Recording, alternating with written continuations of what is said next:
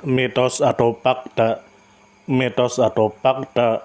Selamat datang di mitos atau fakta. Silakan komen. Komen. Mitos atau fakta? Kali ini kita akan membawakan sebuah cerita yang tersebar di tengah-tengah masyarakat. Yang mana silahkan Anda semua tebak apakah itu hanya mitos atau fakta yang pernah terjadi. Tentu kita semua tahu bahwa mitos itu adalah cerita yang dipercaya sebagai hasil imajinasi dan kebenarannya tidak dapat dibuktikan. Sedangkan fakta adalah suatu peristiwa atau keadaan yang benar-benar terjadi dan dapat dibuktikan. Fakta dapat diperoleh melalui pengamatan terhadap suatu objek atau peristiwa. Sekarang masuk ke video. Habib Ahmad Jamal bin Toha Ba'akil. Tentu saja kemungkinan tidak asing di telinga kita terlebih bagi para orang-orang yang pernah mendengarnya. Lalu disebutkan menurut kabar yang beredar bahwa Habib Ahmad Jamal bin Toha Ba'akil, seorang ulama muda yang menjadi pengasuh pondok pesantren Anwarut Taufik, yang terletak di Kota Batu, Malang, Jawa Timur. Lalu disebutkan menurut kabar yang beredar bahwa Habib Ahmad Jamal bin Toha Ba'akil lahir di Malang, Jawa Timur, pada tanggal 14 Februari tahun 1977. Ia merupakan keturunan keluarga Alawiyin yang sejak kecil telah mendapatkan pendidikan agama yang kuat. Ayahnya adalah Habib Toha Ba'akil, dan ibunya adalah Syarifah Suud binti Abdullah Ba'akil. Keduanya berasal dari keluarga yang dikenal memiliki tradisi keilmuan dan dakwah yang mendalam. Lalu disebutkan menurut kabar yang beredar bahwa setelah menyelesaikan pendidikan dasar dan menengah di Malang, Habib Jamal menempuh pendidikan pesantren di Darut Tauhid Bangil, di bawah bimbingan ulama besar Syekh Abdullah Abdun. Pada tahun 1987, dalam usia yang relatif muda, beliau melanjutkan studi ke kota Tarim, Hadramaut, Yaman, sebuah kota yang dikenal sebagai pusat keilmuan Islam dunia. Di sana, ia belajar di Rubat Darul Mustafa, sebuah lembaga pendidikan Islam terkemuka yang diasuh oleh Habib Umar bin Hafiz. Selama kurang lebih 6 tahun, Habib Jamal memperdalam ilmu agama, akhlak, serta spiritualitas di bawah bimbingan langsung sang guru besar. Lalu disebutkan menurut kabar yang beredar bahwa setelah menyelesaikan masa belajarnya, pada tahun 2002 Habib Jamal kembali ke Indonesia.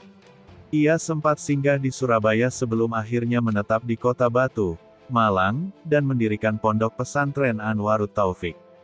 Pesantren ini mengadopsi sistem pendidikan dan pendekatan dakwah yang ia pelajari di Darul Mustafa, dengan mengedepankan pembentukan akhlak, kedalaman ilmu, serta keberkahan sanad keilmuan.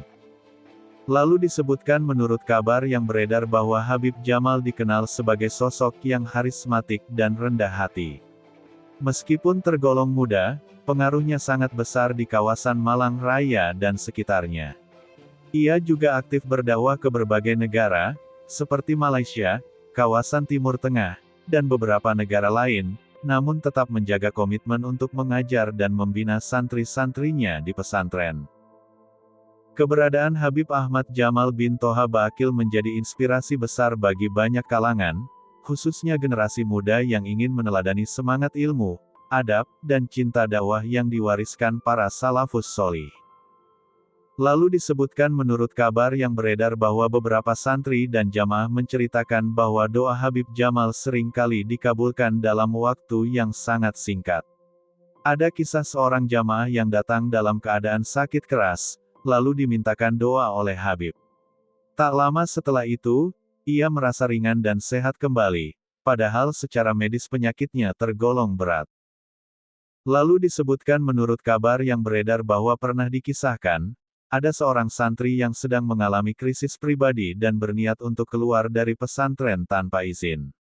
Sebelum sempat keluar, Habib Jamal justru memanggilnya terlebih dahulu dan menasihatinya tanpa diberitahu apa-apa sebelumnya. Santri tersebut menangis karena merasa tertangkap niatnya, padahal ia belum mengatakan apa-apa kepada siapapun. Lalu disebutkan menurut kabar yang beredar bahwa dalam beberapa kesempatan perjalanan dakwah lintas negara, beliau sering mengalami kemudahan luar biasa. Di tengah birokrasi visa dan dokumen yang rumit, perjalanan beliau ke luar negeri tetap lancar, bahkan kadang dibuka jalan oleh orang-orang yang tidak dikenal, yang tiba-tiba membantu tanpa diminta. Lalu disebutkan menurut kabar yang beredar bahwa meski beliau memiliki ribuan santri dan pengaruh luas, Habib Jamal tetap hidup sangat sederhana. Banyak yang mengatakan bahwa tamu-tamu yang datang sering terheran-heran karena rumah dan kehidupan beliau jauh dari kemewahan, namun selalu membawa ketenangan dan keberkahan. Hal ini dianggap sebagai keajaiban spiritual tersendiri. Lalu disebutkan menurut kabar yang beredar bahwa ada kisah yang beredar di kalangan jamaah bahwa Habib Jamal pernah terlihat menghadiri 2 majelis berbeda pada waktu yang hampir bersamaan. Yaitu satu di Batu Malang dan satu lagi di Surabaya. Walaupun tidak pernah diklaim secara resmi oleh beliau, para murid dan jamaah meyakini bahwa ini adalah bentuk karomah dari Allah kepada beliau. Lalu disebutkan menurut kabar yang beredar bahwa tentu, dalam semangat objektivitas dan keilmuan, penting juga untuk mencatat bahwa tokoh publik, termasuk ulama seperti Habib Ahmad Jamal bin Toha Ba'akil, tidak lepas dari kritik atau pandangan negatif dari sebagian kalangan. Namun, perlu ditekankan bahwa pandangan negatif bukan berarti kebenaran mutlak, melainkan persepsi sebagian pihak yang melihat dari sudut tertentu dan bisa jadi tidak berdasar kuat.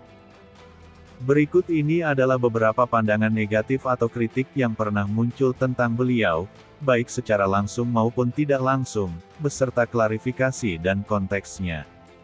Pandangan negatif atau kritik terhadap Habib Ahmad Jamal bin Toha Ba'akil. 1. Dituduh elitis karena keturunan. Sebagai keturunan Alawi, Habib, sebagian orang yang kurang mengenal langsung Habib Jamal kadang menganggap bahwa beliau terlalu menjaga jarak dengan masyarakat awam dan hanya bergaul dalam lingkaran habaib dan santri tertentu. Ada kesan eksklusivitas yang dituduhkan, terutama oleh pihak-pihak yang mungkin merasa tidak diterima atau tidak akrab dengan lingkungan pesantren.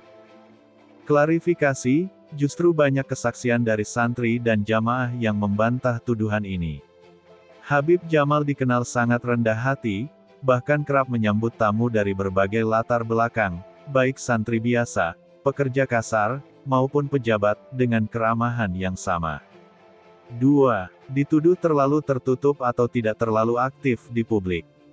Sebagian orang mempertanyakan mengapa Habib Jamal tidak terlalu aktif muncul di media sosial atau forum-forum keulamaan nasional seperti para Habib lain.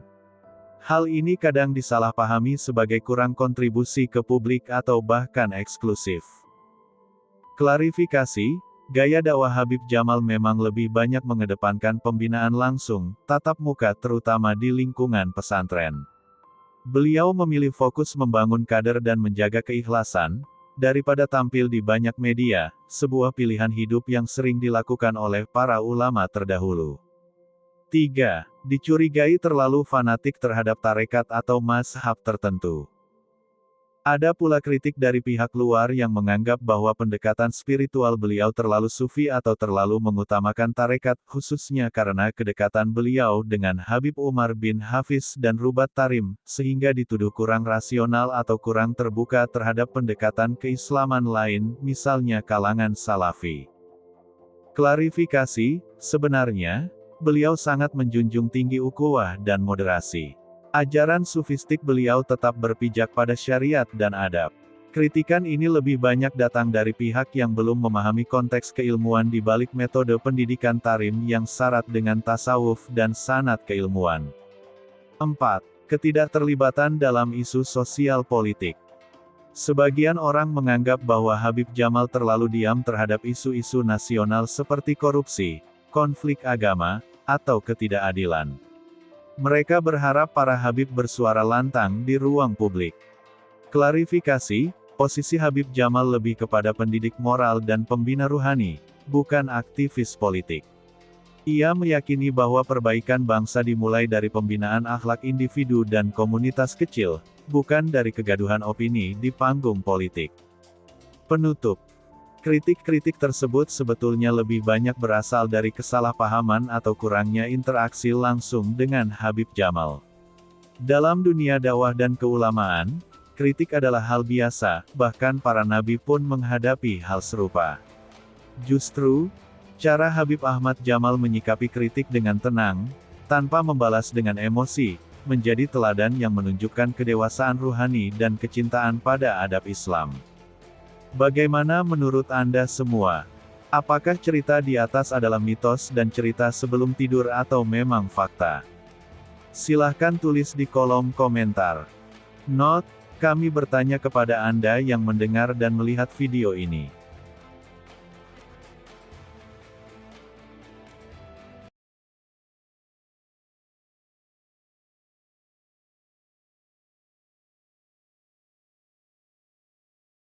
Tidur, tidur, tidur, tidur.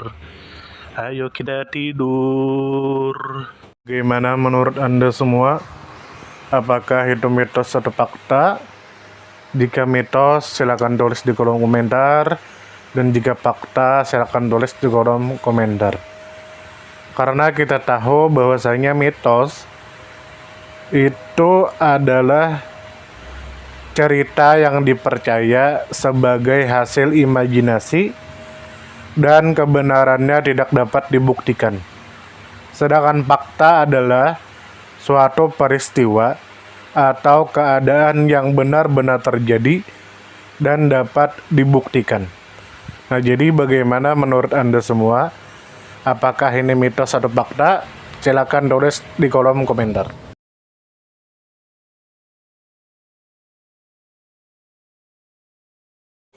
Mitos atau fakta? Mitos atau fakta? Selamat datang di mitos atau fakta. Silakan komen. Komen.